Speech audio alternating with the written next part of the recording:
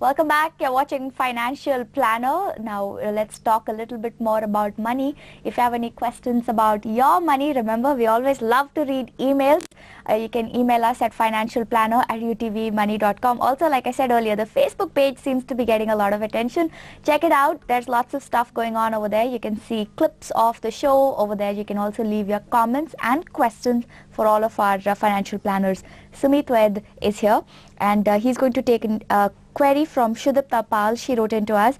She says, "Hi, my name is Shudipta. I'm in my early 30s. Annual income is 4 lakhs, and she has two insurance premiums, two insurance policies. One of them is worth 7,200, the other is 4,600. She also has invested 50,000 rupees in PPF. Now her question is, and which is something that a lot of people ask us, is this enough insurance? Do I need to get more insurance? What would you suggest, and where should I sort of look?" Also, then she says, "Can you suggest a mutual fund that is safe and has a high return now?" So let's look at these two questions separately. First, let's start with insurance.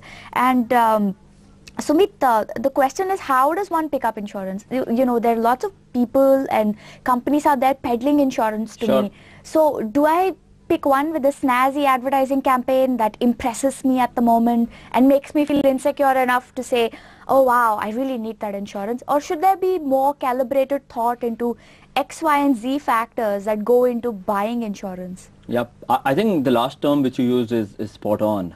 For any time when you talk about insurance, which is buying insurance, you know, you have to buy insurance. Please, for God's sake, always remember, do not invest in insurance. You know, these are two separate terms meaning two separate things. So when you go about buying insurance, the basic objective there is to get adequate insurance. Adequate insurance means that in a circumstance in which something happens to the principal earner of family and he's no more, he or she is no more, in that case that insurance amount comes and suffice enough for that particular family to live their life without getting a financial impact. Right. Emotional impact is huge, but we are talking about financial impact. And the whole science behind calculating the right amount of insurance is known as human life value. And simply put, human life value is the value of a human being in terms of what is his earning or her earning capabilities, what are the liabilities, what are the expenses, how they are going to articulate their future life.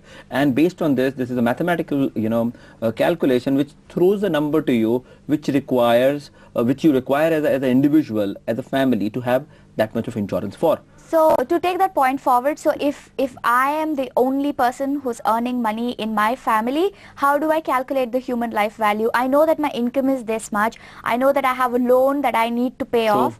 And I know that, okay, I have this house, which is sort of the only asset that I have. I have maybe a car. So what is my human life value? How do I calculate it back of the envelope? So let's take your income is 6 lakhs. Is that the income? Yeah, she has 4 lakhs. She's got 4 lakhs. So let's take her case. 4 lakhs is her income, and she hasn't mentioned about liability. And let's assume she's got a liability of 25 lakh rupees in form of a housing loan. Okay.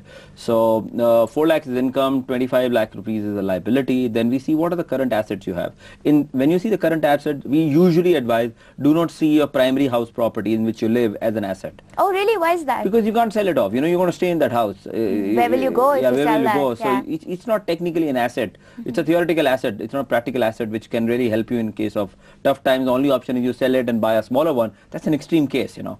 So ideally we keep it out. So in that case, what you need to do is keep that asset out. Car is not an asset technically. It's a consumption asset again. So in a very simply put, in this case, 4 lakh plus 25 lakhs, your human life value which needs to get adequately insured is worth 29 lakh rupees. Because, you know, tomorrow if you're not there, you need to repay for the housing loan. That is one. And the second is you need to have enough income for the family to really go and live the life out to be. And we are putting it in a very simplistic manner. Ideally, we should also add the goals which you have. Aspiration for your family members. If your children are there, what do you want your child to be? Because you have given them dreams. And if you're not there, it's not right for them not to live their dreams part of it, you know. So that's very important. There are your parents and other responsibilities which you want to really go and take care of it. So it's a complicated perspective. Get involved in calculating human life value. Understand, try and build 2-3 different kind of scenarios. Choose the one which is comfortable to you, and also based on that human life value, go and do research on what is the right product which suits you. There is a perception that insurance is costly. It is wrong. Pure term cover is not at all costly. There are various good online insurance covers which are available, pure term, which are coming out to be very, very cheap. So in this case, if we have to advise, hypothetically, we don't have any human life value, that go and buy an insurance worth 50 lakhs, the range might vary from 8,000 to 12 to 13,000, 14,000. I'm just giving you a broad range because medical condition also matters there itself, but it's not all that costly. Considering what the sort of effects that will come through should something happen to you. It's peace of mind. So you need to have insurance. And one more point which we want to highlight here itself, adequacy of insurance is very important. So all the viewers who are watching us, the question we are asking them is, yes, you have a life insurance cover, but ask yourself, is it adequate?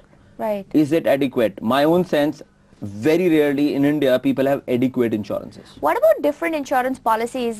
Do I need, for my life insurance especially, is it okay for me to take 2 different premiums? Do I just need one? Is there a number? Can I do more? Usually if your amount of cover is less than 1 crore, do not diversify as a thumb rule. But if you go higher on the amount, you need a cover worth 5 crore rupees, 4 crore rupees, then it's better to have 2, 3 different kind of insurance companies trying to give. One, you get a diversification in customer servicing. The second is most of the insurance companies for higher amount of covers have reinsurance done through various agencies, so that also get diversified. So from that extent you can do that, but up to 1 crore don't worry about it. Okay. Pick a good provider, understand the cost, understand the brand which is there, understand the customer service, go for it.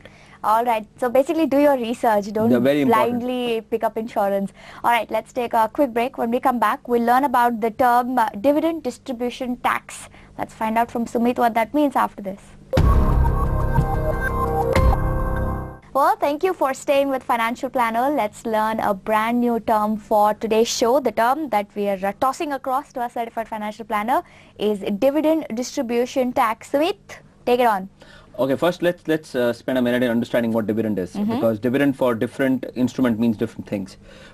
In case of equity, which is direct equity, if you're investing in a company as a business, their dividend means it's one of the means the way a company distributes its profit to its shareholders.